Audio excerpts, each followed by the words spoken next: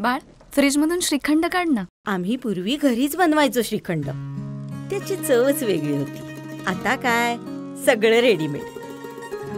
आजी, हे श्रीखंड खाऊन बघ. आज तुझ्या आईनं घरीच बनवलं की काय? हे आहे गोकुळचं श्रीखंड. अगदी जिभेवर रेंगाळणार. जिभेवरच नाही तर मनावरही रेंगाळणार. गोकुळ श्रीखंड, मनावर रेंगाळणार.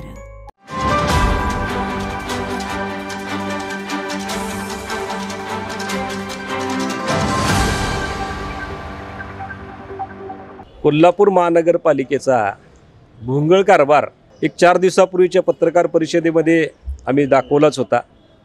त्याची पुढची आवृत्ती किंवा त्याचा पुढचा टप्पा म्हणून आज आम्ही महानगरपालिकेमध्ये आलो होतो. महानगरपालिकेनं एप्रिलमध्ये कंत्राटी टिप्पर चालकाचं कॉन्ट्रॅक्ट काही कंपन्यांना दिलं होतं. एकूण 254 टिप्पर चालक पुरवायचं कॉन्ट्रॅक्ट होतं.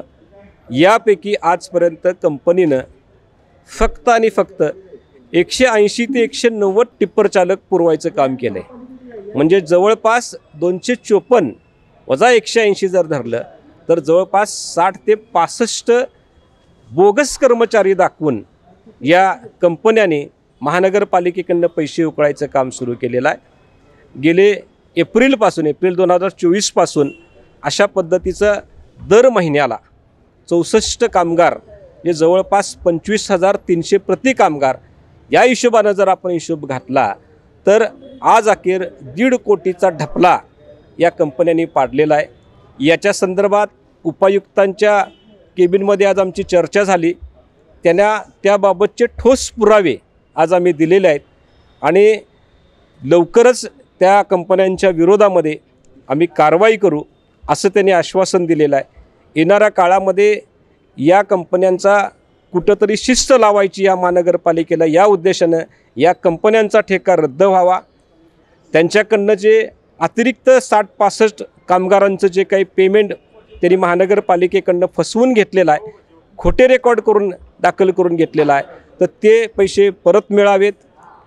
टिप्पर चालकांना कोणत्याही परिस्थितीमध्ये महानगरपालिका वेळेत पैसे देवो अगर न देवो 7 ते 10 तारखेच्या दरम्यान प्रत्येक टिप्पर चालकाला पेमेंट मिळावं याच्यासाठी आम्ही आज आग्रह धरलेला आहे. आणि या सगळ्या गोष्टींचे यश मिळाल्याशिवाय, या सगळ्या गोष्टी पुरेपूर टेंडरमधील अतिशर्तीच्या नियमानुसार न झाल्यास आम्ही एक मोठं आंदोलन उभा करतो आहे.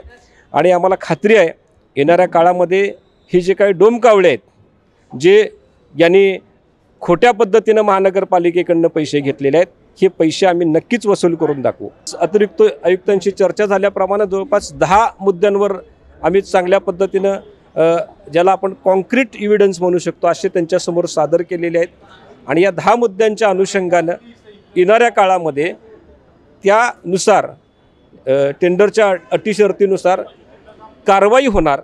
मग शिस्तभंगाची कारवाई असू देत, टेंडरची रद्द करायचं उल्लेख केलेला असू देत किंवा त्यांच्याकडनं वसुलीचा विषय असू दे, तर या सगळ्या विषयावर समाधानकारक चर्चा झाली असं म्हणायला हरकत नाही. आणि येणाऱ्या काळात महानगरपालिका त्यांना अल्टिमेटम देते की किती दिवसामध्ये तुमची वसुली लागणार, किती दिवसामध्ये तुम्हाला हे डॉक्युमेंट्स तुम्हाला सबमिट करायला लागणार आहेत, अशा पद्धतीची नोटीस ते काढते.